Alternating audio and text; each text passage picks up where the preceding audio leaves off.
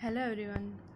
हम पढ़ रहे थे कैपेसिटेंस और कैपेसिटेंस वाले पार्ट में आज हमारा नेक्स्ट टॉपिक है energy stored in A parallel plate capacitor.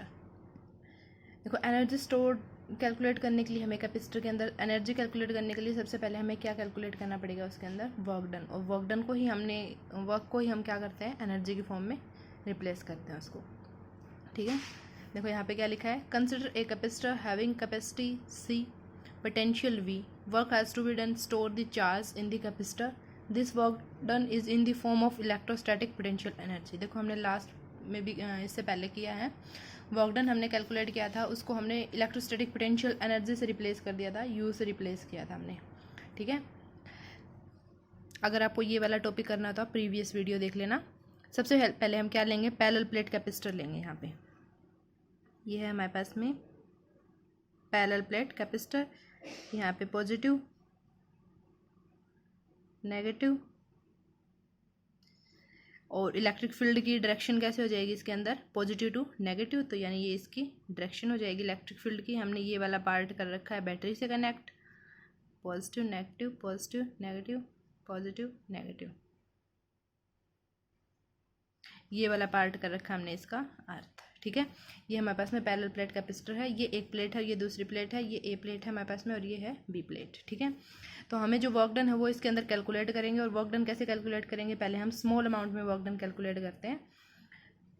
देखो, मैं यहाँ पे बता रही हूँ, एक फॉर्मूला पढ़ा था हमने, V इज इक्वल टू कितना था, वर्क अपॉन में चार्ज। अगर हम इसी को स्मॉल में करें तो क्या हो जाएगा, DV is equal to DW upon में कितना आ जाएगा, सॉरी पोटेंशियल तो स्मॉल नहीं होगा ना, DV इज इक्वल टू कितना, V इज इक्वल टू कितना हो जाएगा, DW अपॉन में DQ। ऐसे लिख सकते हैं ना हम इसको। अब देखो, एक बार करते हैं इसको। यहाँ पे लिख दिया मैंने, let DW is the small amount of work done in giving charge DQ। ठीक है, इसके बाद में फॉर्मूला क्या बनता है, यहाँ से अगर हम DW की वैल्यू निकालें तो ये इसके डिवाइड में इस साइड आके क्या हो जाएगा, मल्टीप्लाई में। तो DW की वैल्यू क्या हो जाएगी, यहाँ से VDQ। आगे इतना समझ में। अब ये इक्वेशन है हमारे पास में फर्स्ट। अब इसके बाद में हमें पता है कि हमने एक फॉर्मूला पढ़ा था, C is equal to charge upon में पोटेंशियल, Q अपॉन V, ये पढ़ा था ना। Q is equal to CV किया था हमने, वहाँ से हमने C की वैल्यू, कैपेसिटेंस का जो फॉर्मूला था वहाँ से हमने क्या कर दिया कि ये कैपेसिटेंस का फॉर्मूला, यहाँ से हम पोटेंशियल कैलकुलेट करेंगे। V को इधर लिया और C इधर आ जाएगा। ये क्या बनेगा formula, V is equal to charge upon में कैपेसिटेंस। अब यहाँ पे लिखेंगे ये V is equal to charge upon में कैपेसिटेंस, ये इक्वेशन सेकंड। हम यहाँ पे लिखेंगे put in equation 2 in equation first. ये वाली वैल्यू जो V की वैल्यू हमें इसके अंदर पुट करनी है। तो DW का फॉर्मूला क्या बन जाएगा यहाँ पे, Q अपॉन में C और इनटू में DQ। अब देखो, बोथ साइड हमारे पास में क्या है, स्मॉल टर्म्स है ना। अगर बोथ साइड स्मॉल टर्म्स हो तो हम क्या करते हैं, इंटीग्रेशन करते हैं। और वैसे भी हमारे पास में जो वर्क डन है ये क्या है, स्मॉल अमाउंट में है। हम इसे क्या कर देंगे, लार्ज अमाउंट में वर्क डन कैलकुलेट करेंगे और उसी को हम किस में रिप्लेस कर देंगे, इलेक्ट्रोस्टैटिक पोटेंशियल एनर्जी। ठीक है, अब इसके लिए हमें क्या करना पड़ेगा, यहाँ पे integrating both side we get, क्या आएगा देखो, इंटीग्रेशन करेंगे तो यहाँ पे हो जाएगा DW is equal to Q upon C DQ। अब देखो DW है, इसका इंटीग्रेशन कहाँ से कहाँ तक करेंगे, हम लिमिट पुट करनी पड़ेगी। कहाँ से कहाँ तक इंटीग्रेशन करेंगे, इनिशियल टू फाइनल। इनिशियली हमारा 0 और फाइनल हो जाएगा W। अब इधर देखो, इसके अंदर ये जो C है ये क्या है, कैपेसिटेंस है। C इस फॉर्मूले में हमें जो ये C की वैल्यू मिली थी, ये क्या थी, कांस्टेंट वैल्यू थी ना। इसको हम क्या कर लेंगे, बाहर निकाल लेंगे। ये बन जाएगा हमेरे पास में DW 0 to W, 1 upon C बाहर निकाल लिया, अंदर बच गया Q DQ। आगे इतना समझ में। अब यहाँ पे इसकी लिमिट क्या पुट करोगे, इसकी लिमिट क्या आएगी, चार्ज है हमारे पास में स्मॉल अमाउंट में, तो चार्ज हमारे पास में कैसे लिमिट पुट करेंगे, इनिशियल टू फाइनल करना। इनिशियली चार्ज 0 और ये हो जाएगा Q। आगे इतना समझ में। अब यहाँ पे इसका इंटीग्रेशन करते हैं, DW का कितना हो जाएगा, W, और लिमिट कितनी आ जाएगी इसकी, 0 टू W। अब 1 अपॉन C। अब इसको सॉल्व करते हैं, मैंने पहले भी करवाया इस टाइप से, दोबारा देख लो एक बार ध्यान से। कि Q DQ है, इसका इंटीग्रेशन करना। और इंटीग्रेशन कैसे करते हैं हम, यहाँ पे इसकी पावर कितनी है 1, और इसको इंटीग्रेशन कैसे करेंगे, एक पावर ऐड कर देंगे और जितनी टोटल पावर हो जाए उससे उसको क्या कर देंगे डिवाइड, तो ये हो जाएगा q²/2। यहाँ पे आ गया q²/2 और लिमिट कितनी है 0 to q। लिमिट पुट करो यहाँ पे, अपर लिमिट माइनस में lower limit 1/c, upper limit कितनी है यहाँ पे q²/2 माइनस 0² यहाँ पे आ जाएगा w is equal to q²/2c। ये वाला तो कैंसिल हो जाएगा ना, 0 0, ये बचेगा आपके पास में q²/2c। अब देखो एक फॉर्मूला तो ये बनता है यहाँ से। अब नेक्स्ट फॉर्मूला देखो, q इज इक्वल टू कितना होता है, एक फॉर्मूला ये हो गया। अब नेक्स्ट फॉर्मूला है q इज इक्वल टू कितना होता है cv, तो मतलब इस q की जगह पे हमें cv पुट करना है। क्या बनेगा देखो यहाँ पे w is equal to c² v² upon में कितना आ जाएगा 2c, c से एक c कैंसिल, यहाँ पे आ जाएगा 1/cv²। एक फॉर्मूला ये हो गया। अब नेक्स्ट फॉर्मूला देखो, यहाँ पे c है ना, इस c की जगह पे क्या पुट कर सकते हैं हम, c का फॉर्मूला क्या होता है q/v, ये बताया था ना आपको। तो यहाँ पे एक फॉर्मूला क्या बनेगा w is equal to c की जगह पे q/v पुट करो 1/2 q अपॉन में v और इंटू में v², एक v से ये v कैंसिल, ये बन जाएगा आपके पास में qv/2 या हाफ qv लिख सकते हैं, हाँ लिख सकते हैं हम इसको।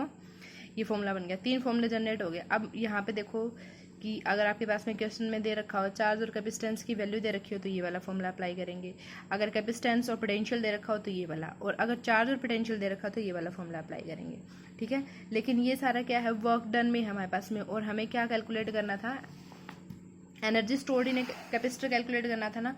यहाँ पे देखो बता रखा है this work is done in the form of electrostatic potential energy, और इलेक्ट्रोस्टैटिक पोटेंशियल एनर्जी को हम किससे डिनोट करते हैं, यू से डिनोट किया था हमने, कैपिटल यू से डिनोट किया था।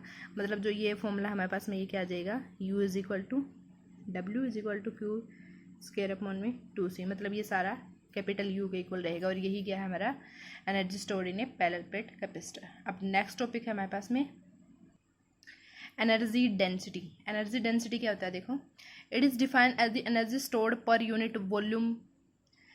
अगर जितनी एनर्जी स्टोर्ड कर रहे हैं अगर उसको हम पर यूनिट वॉल्यूम कर दें तो वो क्या बन जाएगी हमारे पास में एनर्जी स्टोर बन जाएगी। यहाँ पे फॉर्मूला लिख रखा है एनर्जी स्टोर्ड अपॉन में वॉल्यूम। एनर्जी स्टोर्ड को एनर्जी डेंसिटी को हमने किससे डिनोट कर रखा है स्मॉल यू से, और जो एनर्जी स्टोर है जो अभी किया था हमने उसको किससे डिनोट किया कैपिटल यू से, और अपॉन में जो स्मॉल वी है वो क्या हमारे पास में वॉल्यूम है, ठीक है। अब देखो यहाँ पे क्या है, let A is the parallel plate, parallel plate का जो पैरेलल प्लेट यूज़ करते हैं हम उसका ए एरिया है और डी क्या है उसके बीच की सेपरेशन है। यहाँ पे यूज़ करेंगे हम पैरेलल प्लेट कैपेसिटर, ठीक है, पॉजिटिव और यहाँ पे नेगेटिव, यानी जो ये प्लेट्स हैं इनका एरिया कितना है ए है और इनके बीच की जो सेपरेशन है वो कितनी है डी है। फिर से वही करना है आपने, ये वाला ऐसा क्या करना है आपने बैटरी से कनेक्ट करना है और ये वाला हिस्सा क्या करना है ग्राउंड करना है। ऐसे ही किया था ना हमने पैरेलल प्लेट कैपेसिटर में। अब ये इसका क्या दे रखा है एरिया दे रखा है और सेपरेशन दे रखी है डी, लेकिन जो फॉर्मूला है हमारे पास में उसके अंदर क्या है वॉल्यूम भी है ना, तो वॉल्यूम कैसे कैलकुलेट करोगे आप, अगर एरिया को हम किसी अनदर डायमेंशन से अगर मल्टीप्लाई कर दें तो वो क्या बन जाता है वॉल्यूम बन जाता है। ये आपने +1 के अंदर पढ़ा होगा, ठीक है। यानी यहाँ पे हमारे पास में ये इन दोनों के बीच की डिस्टेंस है, ठीक है। मतलब अगर एरिया को इस एरिया को अगर हम इससे मल्टीप्लाई करते हैं तो ये क्या बन जाएगा इसका वॉल्यूम बन जाएगा। और एनर्जी डेंसिटी क्या है कितना ये चार्ज इसके अंदर स्टोर हो रहा है, कितनी चार्ज मतलब कितना वॉल्यूम चार्ज की वॉल्यूम इसके अंदर क्या हो रही है स्टोर हो रही है, वही तो क्या है एनर्जी डेंसिटी है। तो अगर हम एरिया को अगर इससे मल्टीप्लाई करेंगे तो हमें पता चल जाएगा जो ये पैरेलल प्लेट कैपेसिटर है इसके अंदर जो चार्ज की जो अमाउंट है, जो टोटल अमाउंट है जो स्टोर होने वाले चार्ज की जो अमाउंट है वो क्या बन जाएगी इसकी वॉल्यूम बन जाएगी, ठीक है। यहाँ पे क्या करेंगे अब देखो वॉल्यूम इज इक्वल टू कितना हो जाएगा स्मॉल वी से डिनोट किया, ये क्या बन जाएगा एरिया इनटू में डी। याद रखना अगर एरिया को हम किसी अनदर डायमेंशन से मल्टीप्लाई कर देते हैं तो क्या बन जाता है वो वॉल्यूम बन जाता है। इस इक्वेशन को फर्स्ट पुट करते हैं और ये होगी हमारे पास में इक्वेशन सेकंड, ठीक है। और ये देखो इसके अंदर एक फॉर्मूला और लिखना पड़ेगा अभी हमें एनर्जी स्टोर्ड का, और एनर्जी स्टोर्ड अभी हमने कैलकुलेट किया था तो हम यहाँ पे लिखते हैं energy stored in A parallel plate capacitor क्या हो जाएगी, देखो एनर्जी स्टोर्ड को किससे डिनोट किया हमने, कैपिटल यू से, और हाफ CV स्क्वायर। आगे इतना समझ में। अब कितना चार्ज स्टोर हो रहा है वो तो हमें कैलकुलेट करना है, तो उसके लिए हमें कैपेसिटी और जो पोटेंशियल है वही यूज़ करना पड़ेगा। ये इक्वेशन है थर्ड। अब लिखेंगे यहाँ पे पुट इक्वेशन 2 and 3 in 1। यहाँ पे लिखो पुट 2 3 in 1, यानी ये जो इक्वेशन 2 और 3 है ये हमें 1 के अंदर पुट करनी है। पुट करो यहाँ पे U इज इक्वल टू कितना आ जाएगा, हाँ एनर्जी स्टोर का फॉर्मूला कितना आया है, हाफ CV स्क्वायर अपॉन में वॉल्यूम कितनी है हमारे पास में, एरिया इंटू में डिस्टेंस।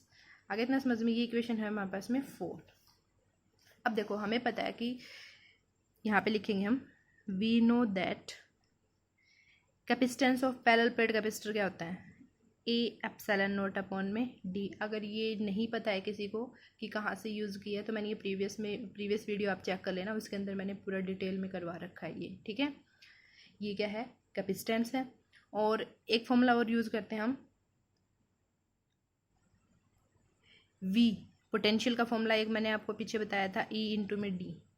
ये फॉर्मूला कहाँ से लिया हमने, ये वाला फॉर्मूला दोबारा से बता रही हूँ, जो हमने पोटेंशियल ग्रेडियंट किया था। पोटेंशियल ग्रेडियंट क्या था, -dV अपॉन में dx, ये वाला किया था ना हमने। ये माइनस का साइन क्या से होगा रहा है यहाँ पे कि अगर हम इलेक्ट्रिक फील्ड की डायरेक्शन में जाते हैं तो पोटेंशियल डिक्रीज होता है, यानी हम इसको ऐसे लिख सकते हैं ना ऐसे, क्योंकि ये माइनस का साइन हमने हटा दिया। ये बस यही शो कर रहा था इलेक्ट्रिक फील्ड की डायरेक्शन में जैसे जैसे हम जाएंगे तो पोटेंशियल हमारा डिक्रीज होता है।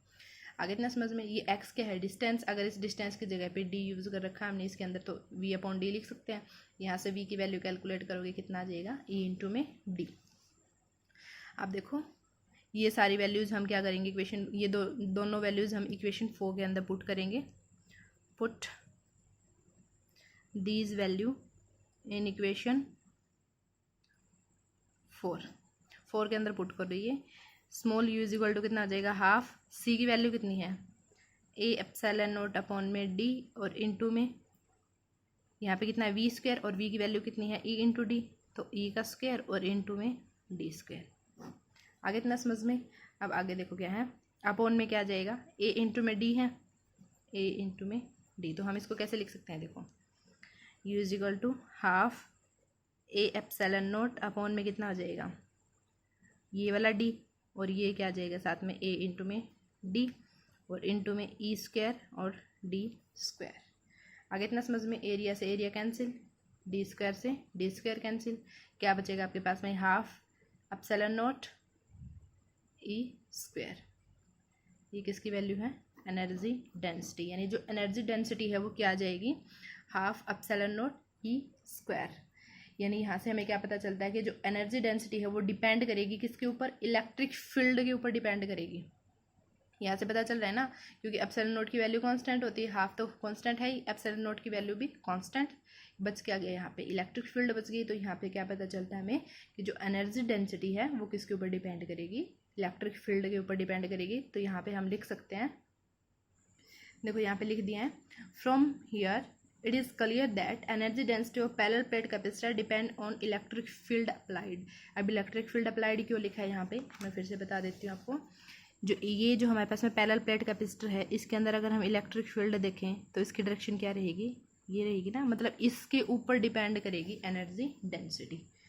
आगे इतना समझ में।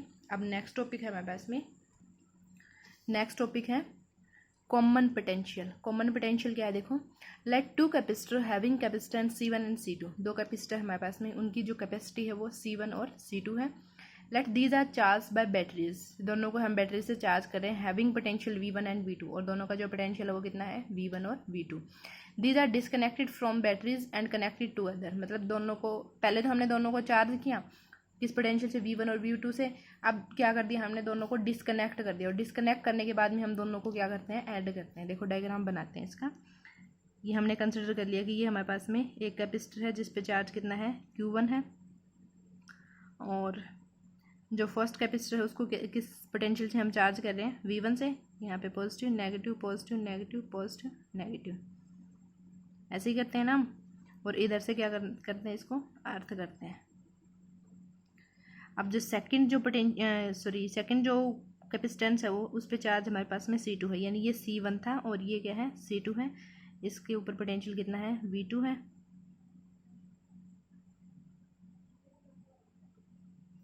यानी ये V1 पोटेंशियल पे है और ये V2, और ये वाला ऐसा क्या कर देंगे हम इसका अर्थ कर देंगे। ठीक है, यहाँ तक तो बन गई ये आपका। देखो इसमें बताया let two capacitor having capacitance C1 and C2, दो कैपेसिटर लिए जिसकी कैपेसिटेंस C1 और C2 है, दोनों को हम चार्ज कर रहे हैं बैटरी से और किस पोटेंशियल पे V1 और V2 से। इसके बाद में क्या कर रहा है, these are then disconnected from the battery. अब दोनों को डिसकनेक्ट करना है बैटरी से और कनेक्ट टुगेदर, दोनों को क्या करना है हमने कनेक्ट करना है। ये दोनों कैपेसिटेंस बना दी हमने, Q1 चार्ज इस पे और इस पे Q2 चार्ज, और ये C1 था और ये C2 इसकी कैपेसिटेंस। ठीक है, अब दोनों को कनेक्ट कर दिया हमने, बैटरी रिमूव कर देना यहाँ से, दोनों की बैटरी रिमूव करके हमने दोनों को कनेक्ट कर दिया। और कनेक्ट करने के बाद में जो पोटेंशियल बनेगा वो कितना बनेगा, अब दोनों पे पोटेंशियल क्या रहेगा, अब कॉमन रहेगा ना, यहाँ पे दोनों में हमने कनेक्ट किया है तो इसके अंदर पोटेंशियल भी क्या रहेगा सेम रहेगा। आगे इतना समझ में। देखो चार्ज डिफरेंस है और यहाँ से हम बता सकते हैं किस में है, ये पैरेलल में रहेंगे, क्योंकि पैरेलल में ही पढ़ा था हमने, कैपेसिटेंस इन पैरेलल पढ़ा था कि पोटेंशियल सेम रहेगा और चार्ज की वैल्यू डिफरेंट रहेगी। आगे इतना समझ में। देखो यहाँ पे एक फॉर्मूला लिखा है अब मैंने, common potential V is equal to total charge upon में टोटल कैपेसिटेंस। कैसे करेंगे, देखो C इज इक्वल टू कितना था Q बाई V था ना, अब V को इधर ले आओ और C को इधर ले आओ, V इज इक्वल टू कितना हो जाएगा Q अपॉन में C, यही फॉर्मूला है ना। लेकिन हम इसके अंदर दो चार्ज हमारे पास में और जो कैपेसिटेंस है वो भी दो है, तो हम यहाँ पे क्या लिखेंगे टोटल चार्ज और अपॉन में टोटल कैपेसिटेंस। ठीक है, अब टोटल चार्ज और ये लिखते हैं हम, टोटल चार्ज कितना हमारे पास में Q1 प्लस में Q2 और टोटल कैपेसिटेंस कितना है हमारे पास में C1 प्लस में C2। टोटल निकालना है तो दोनों का क्या करेंगे हम ऐड करेंगे। अब Q1 की वैल्यू कैसे निकालेंगे हम, यहाँ पे Q इज इक्वल टू कितना होता है CV होता है ना, तो यहाँ पे फर्स्ट पे कितना आ जाएगा V is equal to Q1, यहाँ पे कितना आ जाएगा, सॉरी Q1 की तो वैल्यू लिख रहे हैं हम, Q की वैल्यू कितनी होती है CV होती है, तो यहाँ पे कितना आ जाएगा आपके पास में C1 और V1, ये कॉमन निकाल रहे हैं। लेकिन अगर हम अलग अलग की बात करें, यहाँ पे चार्ज पे अलग अलग निकालें इस पे, तो ये इसके अंदर C1 कैपेसिटेंस था और V1 क्या था इसके अंदर पोटेंशियल था, तो यहाँ पे C1 V1, सेकंड पे कितना आ जाएगा C2 V2 अपॉन में कितना आ जाएगा C1 प्लस में C2, ये बनेगा आपका कॉमन पोटेंशियल। ठीक है, अब देखो एक केस बनता है यहाँ पे कि मतलब जो C2 है वो हमें अनचार्ज रख लिया हमने, C2 को हमने चार्ज किया ही नहीं। देखो इस केस में हमने क्या किया था, दोनों को चार्ज किया था, इसको V1 से और इसको V2 पोटेंशियल पे चार्ज किया हमने, मतलब जो बैटरी लगा रखी हमने। अगर हम C2 को अनचार्ज रखें, C2 को अनचार्ज रखेंगे, चार्ज नहीं करेंगे, तो इसके अंदर क्या रहेगा पोटेंशियल होगा, चार्ज 0 है तो पोटेंशियल कितना हो जाएगा, सॉरी अनचार्ज रहेगा तो पोटेंशियल कितना रहेगा इसके अंदर 0 हो जाएगा। मतलब इस केस में जो V2 है उसकी वैल्यू कितनी हो जाएगी 0 हो जाएगी। ठीक है, यहाँ पे एक केस लिखती हूँ मैं, स्पेशल केस क्या बनता है यहाँ पे, if capacitor C2 is uncharged then common potential V2 is equal to कितना हो जाएगा, कॉमन पोटेंशियल क्या रहेगा मेरे पास में वो हम देखेंगे अभी, लेकिन जो V2 हो इस केस में क्या हो जाएगा 0 हो जाएगा। कॉमन पोटेंशियल 0 नहीं होगा, V2 0 होगा, और V2 0 इसके अंदर इक्वेशन के अंदर पुट करोगे V is equal to C1 V1 plus C2, और V2 की वैल्यू कितनी है 0 अपॉन में C1 प्लस में C2। ठीक है, ये 0 तो ये वाली टर्म 0 हो जाएगी, तो यहाँ पे बनेगा आपके पास में V is equal to C1 V1 upon में C2 C1 प्लस में C2, ये फॉर्मूला बनेगा आपके पास में। आगे हम बहुत सारे न्यूमेरिकल्स करेंगे ना, उसके अंदर ये फॉर्मूला यूज़ होगा, मतलब ऐसे क्वेश्चन में पूछा जाता है। ज़रूरी नहीं है कि C2 को ही हम अनचार्ज रखें, C1 को भी अनचार्ज रख सकते हैं, उस केस में हमारे पास में V1 की वैल्यू क्या हो जाएगी 0 हो जाएगी ना, ये ध्यान रखना है आपने। अब नेक्स्ट टॉपिक देखते हैं क्या है। नेक्स्ट टॉपिक है हमारे पास में loss of energy. Loss of energy कैसे निकालेंगे, जो एनर्जी हमारे पास में हम कैसे करते हैं, मतलब कोई हमें एनर्जी का लॉस निकालना होता है तो क्या हम क्या करते हैं, उसमें से इनिशियल एनर्जी माइनस क्या कर देते हैं, फाइनल एनर्जी माइनस कर देते हैं। जो इनिशियल में जो हमारे पास में एनर्जी थी और लास्ट में हमारे पास में कितनी बची है वो कैलकुलेट करने के लिए हम क्या करते हैं इनिशियल माइनस में फाइनल। ठीक है, तो इनिशियल एनर्जी कितनी होती है हमारे पास में, सॉरी इनिशियल एनर्जी, देखो energy stored in a capacitor हमने कैलकुलेट किया था, एक फॉर्मूला कैलकुलेट किया था, हाफ C1V1 का स्क्वायर। ठीक है, जो ये अभी कॉमन पोटेंशियल पढ़ा हमने, इस पे हमने इनिशियल एनर्जी ले ली है। आगे इतना समझ में कि इसके ऊपर इनिशियल एनर्जी कितनी है हमारे पास में, फर्स्ट के ऊपर हाफ C1 स्क्वायर और इसके ऊपर कितनी हो जाएगी हाफ C1V1 का स्क्वायर, और यहाँ पे कितनी हो जाएगी हाफ C2V2 का स्क्वायर। तो टोटल कितनी हो जाएगी हाफ C2V2 का स्क्वायर। आगे इतना समझ में। अब फाइनल एनर्जी लिखते हैं। फाइनल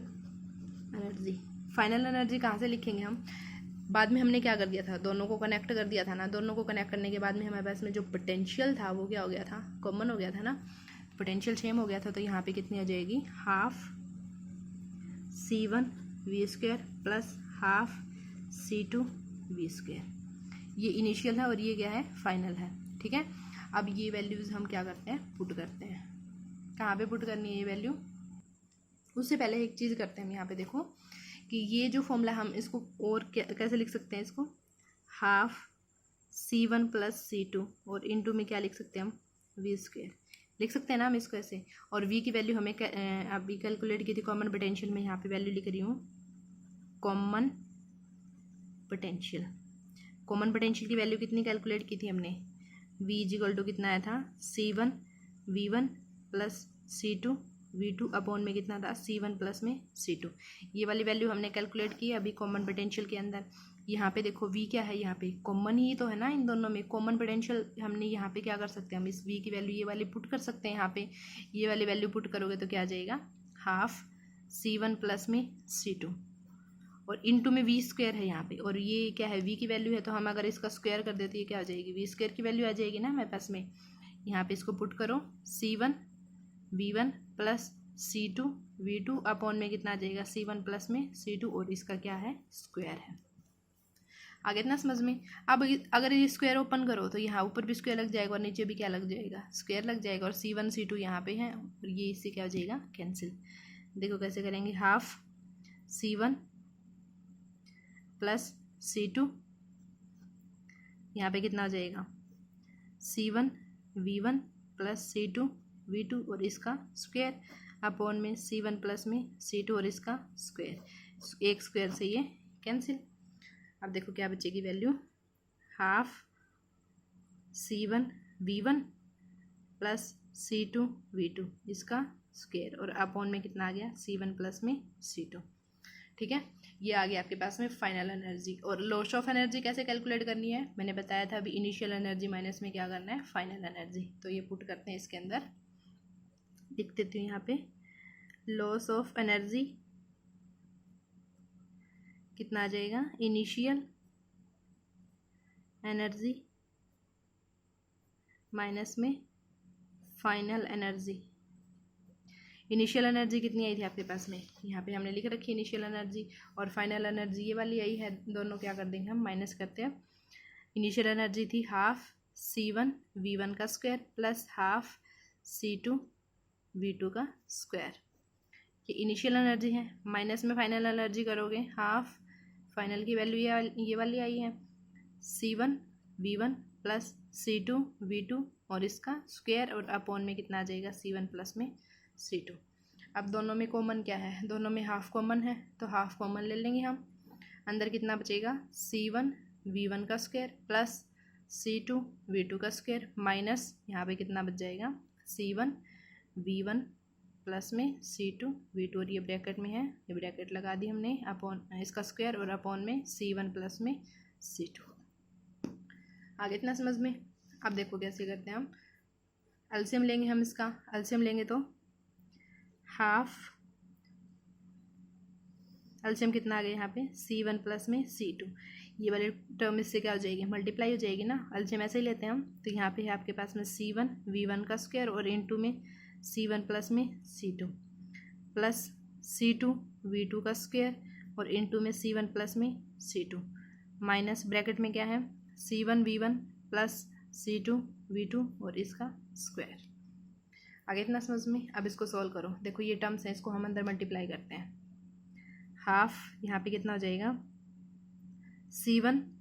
C1 कितना हो जाएगा, C1 का स्क्वायर और V1 का स्क्वायर।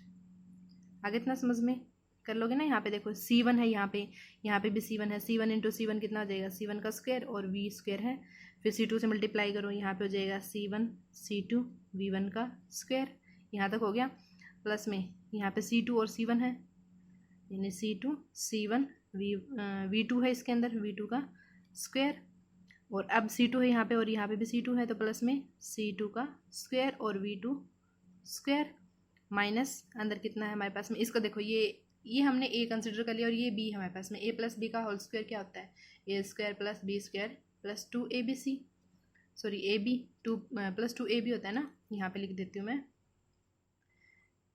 A प्लस B का होल स्क्वायर कितना होता है, A square plus B square plus 2AB, ये वाला होता है। ये इसके अंदर अप्लाई करते हैं हम, यानी C1 V1 का दोनों का क्या हो जाएगा, स्क्वायर हो जाएगा। ये हमने A कंसिडर किया और ये B है हमारे पास में। प्लस में C2 का स्क्वायर और V2 का square plus 2C1 V1 C2 V2, और अपॉन में कितना है, C1 प्लस में C2। आगे इतना समझ में। अब ये देखो, ये माइनस का साइन अगर हम अंदर लेके जाएंगे तो ये वाली जो टर्म है, ये इसके साइन क्या हो जाएंगे, चेंज हो जाएंगे ना। जो प्लस में है वो माइनस में हो जाएगी, जो माइनस में है वो प्लस में हो जाएगी। तो अंदर सारी टर्म्स क्या है, प्लस में है, तो सारी क्या हो जाएंगे, माइनस में। तो इसको कैसे लिखेंगे हम, half C1 square V1 square plus C1 C2 V1 का square plus C2 C1 V square V2 का स्क्वायर प्लस C2 स्क्वायर और V2 स्क्वायर माइनस, ये अंदर सारी प्लस में है तो ये हो जाएंगे C1 स्क्वायर V1 का स्क्वायर माइनस C2 स्क्वायर और V2 square minus 2C1 V1 C2 और V2, और अपॉन में कितना था, C1 प्लस में C2। अब जो कैंसिल हो रहा है उसको कैंसिल कर दो। क्या क्या कैंसिल हो रहा है, यहाँ पे प्लस में है और यहाँ पे माइनस में है, ये वैल्यू, ये प्लस में और ये माइनस में। अब ये सोल्व करने पे वैल्यू देखो क्या आएगी, मैं आगे लिख देती हूँ। देखो ये जो पीछे हमने सोल्व किया, ये वाली जो वैल्यू थी, सोल्व करने के बाद में हमारे पास में ये 3 टर्म्स बचती हैं, और अपॉन में C1 प्लस C2 और हाफ है यहाँ पे, ठीक है। ये वाली टर्म्स बचती हैं, ये मैंने आगे नोट कर दी यहाँ पे, ये बचेगा हमारे पास में, ठीक है। अब इसको और सोल्व कर लो। यहाँ पे देखो, इसके अंदर भी C1 C2 है, इसके अंदर भी C1 C2 और इसके अंदर भी C1 C2, क्या कर सकते हैं हम, कॉमन ले सकते हैं ना। इसको हम ऐसे लिख सकते हैं, हाफ C1 C2, इधर लिख दिया हमने C1 प्लस में C2, अंदर देखो क्या बचेगा, V1 का स्क्वायर प्लस V2 का स्क्वायर माइनस 2V1 V2, और ये वाला फॉर्मूला किसका बनता है, A माइनस बी का होल स्क्वायर बनता है ना। A माइनस बी का होल स्क्वायर क्या होता है, A square plus B square minus 2AB, तो यहाँ पे हो जाएगा ये हाफ C1 C2 अपॉन में C1 प्लस में C2, और इसको क्या लिख सकते हैं हम, V1 माइनस V2 और इसका होल स्क्वायर, ठीक है। ये इसको पुट कर सकते हैं हम, और ये क्या आ गया हमारे पास में, loss of energy, loss of energy. अगर इतना समझ में। अब स्पेशल केस अप्लाई करते हैं। देखो, हमने कॉमन पोटेंशियल के अंदर एक केस अप्लाई किया था कि अगर हम C2 को अनचार्ज रखते हैं तो V2 की वैल्यू कितनी हो जाती है, 0। तो यहाँ पे स्पेशल केस क्या अप्लाई करेंगे, इफ़ C2 इज अनचार्ज,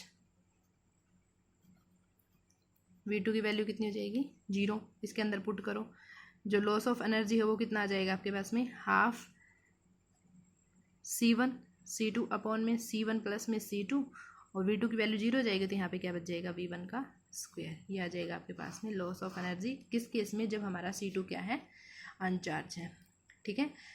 आज करेंगे इतना ही, ध्यान से करना है बिल्कुल ये टॉपिक, और साथ साथ में ये नोट कर लेना। Okay, thank you.